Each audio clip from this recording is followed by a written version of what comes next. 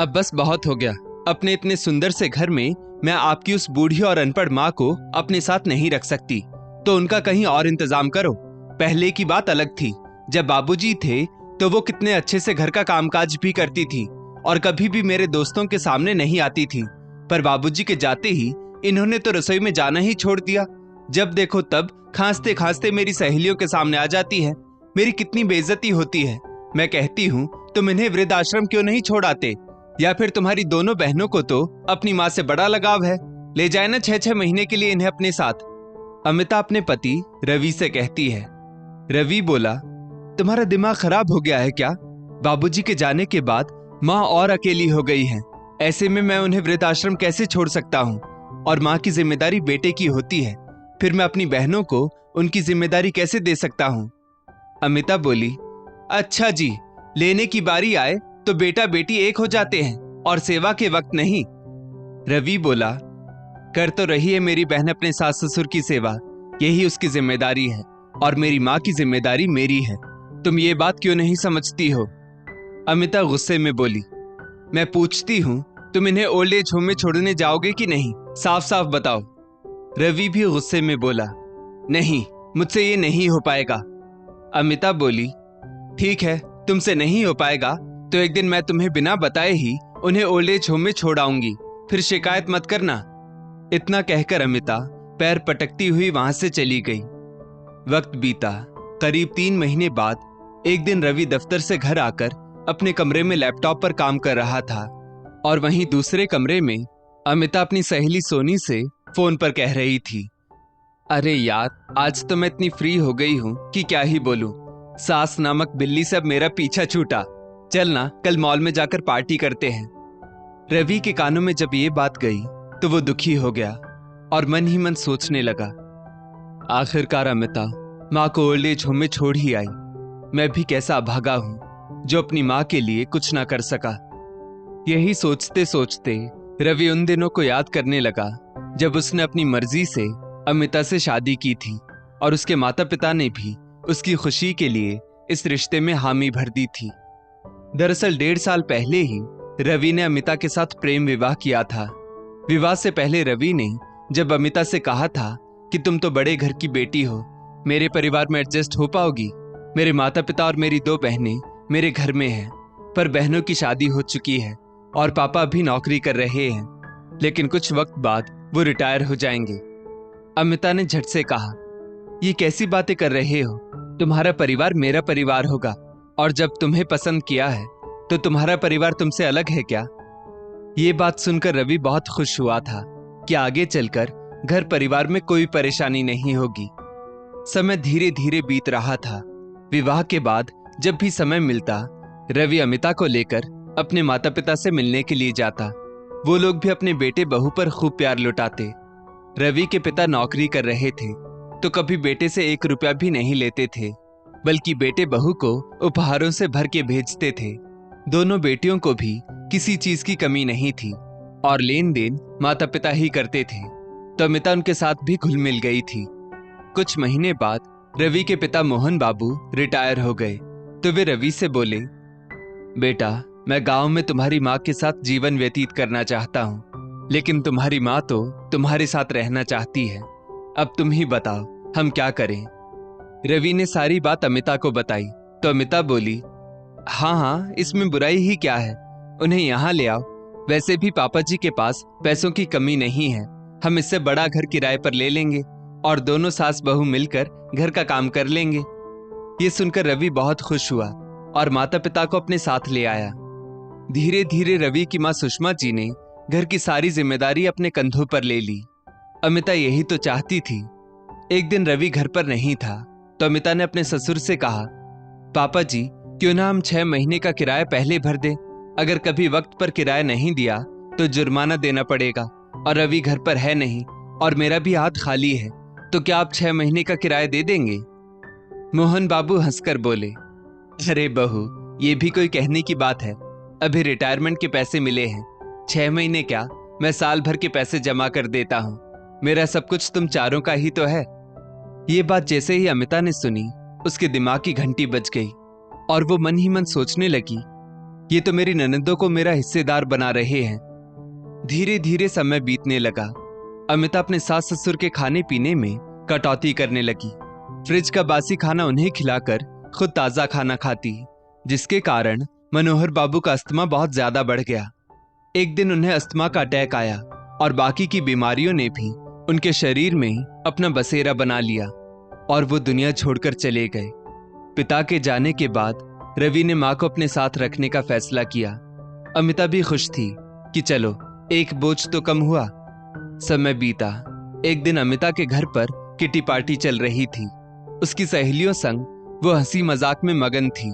तभी सुषमा जी, जो अपने कमरे में जोर जोर से खांस रही थी, उनके खांसने की आवाज ड्राइंग रूम तक आने लगी। इतने में अमिता की सहेली रीमा बोली, यार अमिता, कहीं तुम्हारी सास की बीमारी हम लोगों को ना लग जाए। और हमारा छोड़ो, पहले अपने बारे में सोचो। अभी तुम्हारी शादी को वक्त ही कितना हुआ है। तुम कब तक सास नाम की इस घंटी को अपने गले में बांध के रखोगी? तुम्हें पता है, मैंने तो अपनी सास को महीने भर पहले ही अपने घर से आउट कर दिया। इतना सुनते ही अमिता की बाकी की सहेलियां भी रीमा के साथ हंसने लगी। अमिता की सहेलियों ने जो कहा, अमिता के दिमाग में वो बात बैठ गई। पार्टी तो खत्म हो गई, पर रीमा की कही बातें अमिता के दिमाग में चलती रही। रात में जब वो सो रही थी तो बार बार करवट बदल रही थी और रह रहकर उसके दिमाग में वही बात सुनाई दे रही थी। तो रवि ने कहा, आखिर क्या सोच रही हो तुम जो बार बार करवट बदल रही हो? अमिता बोली, बुरा ना मानो तो एक बात बोलूं, क्यों ना मम्मी जी को हम ओल्ड एज होम में छोड़ आए? रवि उठकर बैठ गया और बोला, क्या? आखिर तुम्हारे दिमाग में ये बात आई कैसे? कहीं ये सब गलत बात तुम्हारी सहेलियां तो तुम्हें नहीं सिखा रही हैं? याद रखो, इंसान का स्वभाव होता है कि गलत बातों की तरफ वो जल्दी खिंचता है। तो ऐसी सहेलियों से दूर रहो और दोबारा ऐसी बात मत करना। इतना कहकर रवि सो गया। उस दिन के बाद अमिता को उसकी सास कांटे की तरह चुभने लगी और अब वो उनसे ना तो ठीक से बात करती, ना ही उनके पास बैठती थी। यहाँ तक कि जब अमिता की दोनों ननदें घर आती तब उनके साथ भी वो अच्छा व्यवहार नहीं करती थी, जो कि रवि ने भी महसूस किया। उसने अमिता को बहुत समझाना चाहा, पर उसने एक नहीं सुनी। अब तो वार त्योहार पर भी रवि की बहनें आती तो अमिता सीधे मुंह उनसे बात तक नहीं करती थी और इस तरह घर का माहौल बिगड़ने लगा। एक रोज अमिता बोली, मैंने कुछ दिन पहले तुमसे कुछ पूछा था, क्या सोचा तुमने? रवि बोला, मैंने अपना जवाब उसी समय तुम्हें दे दिया था, तो उल्टी सीधी हरकतें करना बंद करो। तुम्हें क्या लगता है मुझे समझ में नहीं आता कि तुम मेरी माँ और बहनों के साथ कैसा व्यवहार कर रही हो? अमिता बोली, अब तक तो कुछ नहीं कर रही थी, पर अब जरूर कुछ करना पड़ेगा। रवि एक धैर्यवान लड़का था। वो यही सोचकर हर बार चुप हो जाता था कि अमिता को एक दिन रिश्तों का महत्व समझ में आने लगेगा, लेकिन ऐसा हुआ नहीं और आज तो अमिता ने हद ही कर दी। रवि के दफ्तर जाते ही वो अपनी सास को मंदिर ले जाने के बहाने ओल्ड एज होम में छोड़ आई। अचानक से अमिता बालकनी में आई और चाय का कप रवि की तरफ बढ़ाते हुए बोली, कितना अच्छा मौसम है ना, और घर में कोई नहीं, बस मैं और तुम। रवि अपनी यादों से बाहर आया। उसे अपनी कायरता पर बहुत गुस्सा आ रहा था। उसने बस हाँ हूं में जवाब दिया और थोड़ी देर बाद वहां से जाते हुए बोला, मां के बिना घर सूना सूना लगता है, पर तुम्हें क्या, तुम खुश रहो। इतना कहकर वो चला गया। अगले दिन रवि दफ्तर गया। फिर उधर से ही वो अपनी मां से मिलने के लिए चला गया। उनकी गोद में सिर रखकर वो बहुत रोया और बोला, मां, मैं कितना अभागा हूं, आपके लिए मैं कुछ नहीं कर सका। सुषमा जी बोली, बेटा, मैं तुम्हें दोषी नहीं मानती। शायद ये कष्ट मेरी किस्मत में लिखा होगा, इसीलिए मैं काट रही हूं। बस तुम खुश रहो मेरे बच्चे, मुझे और कुछ नहीं चाहिए। बस तुम मुझसे मिलने आते रहो। वैसे भी उस घर में मैं तेरे लिए ही तो रहती थी। अब ये अक्सर होता था।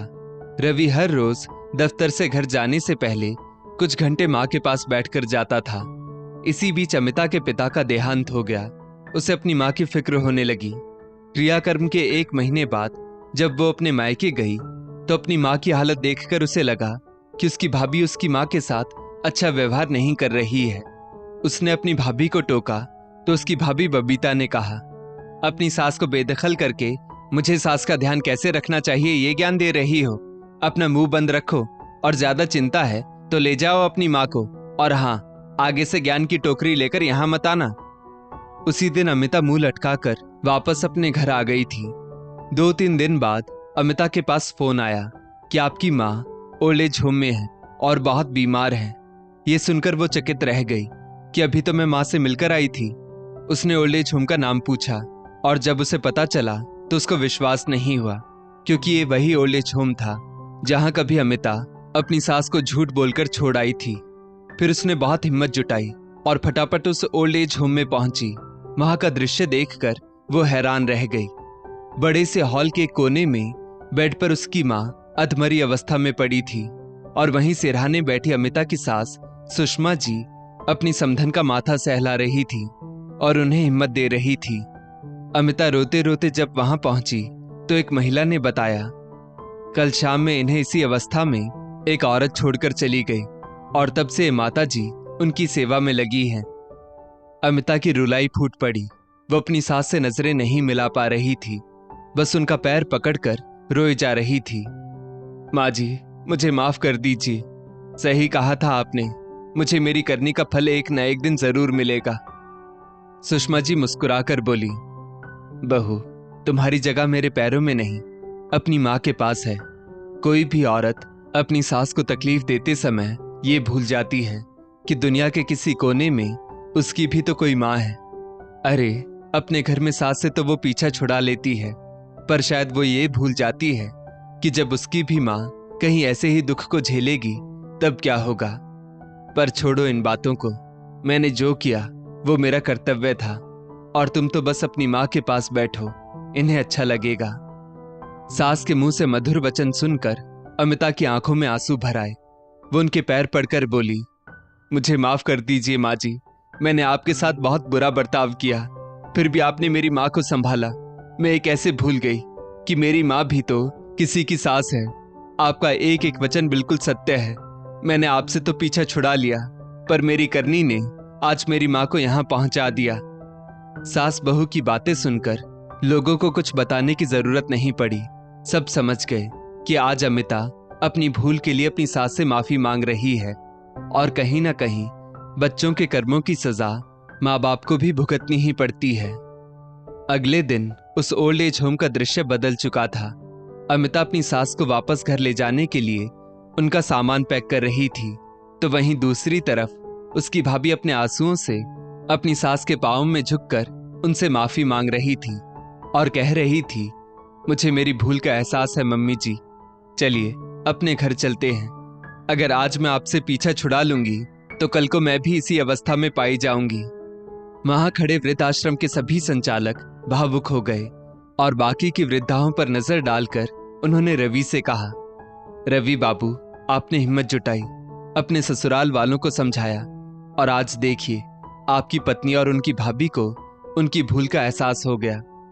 अब बस भगवान से इतनी प्रार्थना है कि बाकी की माताओं का भी जीवन संवर जाए और उनके अपने आकर इन्हें ले जाएं, क्योंकि जो भी अपने माँ बाप से पीछा छुड़ाते हैं वो क्यों भूल जाते हैं कि उनके माता पिता भी कहीं ऐसी ही अवस्था को झेल रहे होंगे या फिर भविष्य में उनको भी ऐसी स्थिति से गुजरना पड़ेगा। पर जरूरी तो नहीं कि हर बार बहू को अपनी गलती का एहसास हो जाए, तो बेहतर होगा माता पिता भी आने वाली परिस्थितियों के लिए खुद को तैयार रखें।